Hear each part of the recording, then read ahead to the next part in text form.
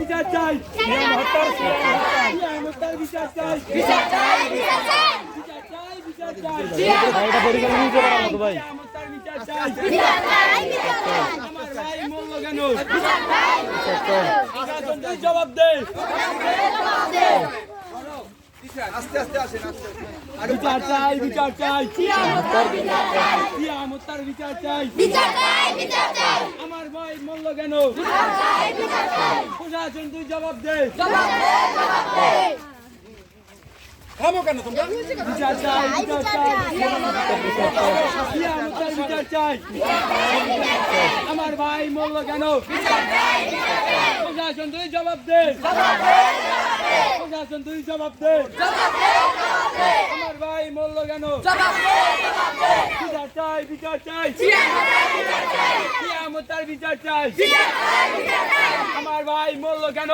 বিচার চাই, বিচার চাই, প্রশাসন তুই জবাব দে, জবাব দে, জবাব দে, প্রশাসন তুই জবাব দে, আমার ভাই মূল্য কেন বিচার চাই, বিচার চাই, সিয়ামতার বিচার চাই, বিচার চাই, বিচার চাই, বিচার চাই, সিয়ামতার বিচার চাই, সিয়ামতার বিচার চাই, বিচার চাই, বিচার চাই, আমার ভাই মূল্য কেন বিচার চাই, বিচার চাই, প্রশাসন তুই জবাব দে, আমার ভাই মূল্য কেন।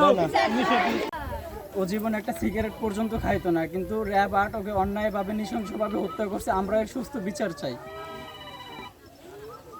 এই পর্যন্ত।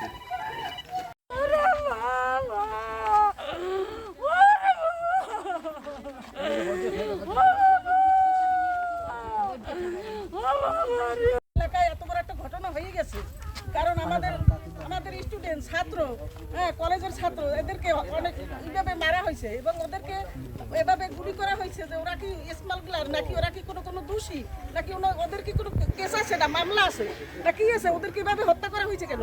তাই আমরা বিচার চাই, আমাদের এই শিশু হত্যার বিচার চাই, আমরা শিশু হত্যার বিচার চাই।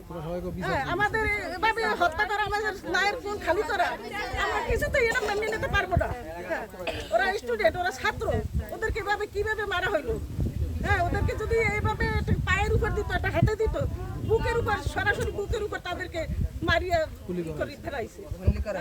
এখন মায়ের বুক খালি হয়েছে, আমরা চাই বিচার চাই, আমরা এটার বিচার চাই। আমাদের এলাকায় ধান পান নিয়ে আমরা মুরব্বীরা চাই, যারা ধান কাটার লোক কোনো মানুষ নেই আমাদের বাড়িতে, আমরা মহিলারা ভয় পাই, আমরা মহিলারা ডরাই, আমাদেরকে ই করা হয়েছে, আমাদের রাস্তায় ঘাটে আমাদের সবসময় ই করা হইতেছে, আমাদের স্বামীরা, আমাদের ছেলেরা কেউ বাড়িতে বাড়ি পারে না, কেউ বাড়িতে নষ্ট হয়ে যাইতেছে।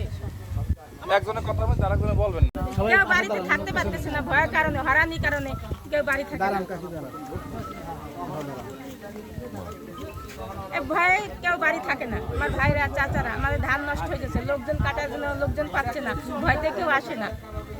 এই যাতে আমাকে হরানি না, এটা কি ঠিক?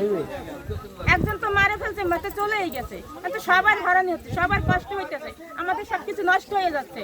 এটা কি ঠিক নাকি? এটা তো ঠিক না। 1 জনের 10 জনের ক্ষতি হইতেছে।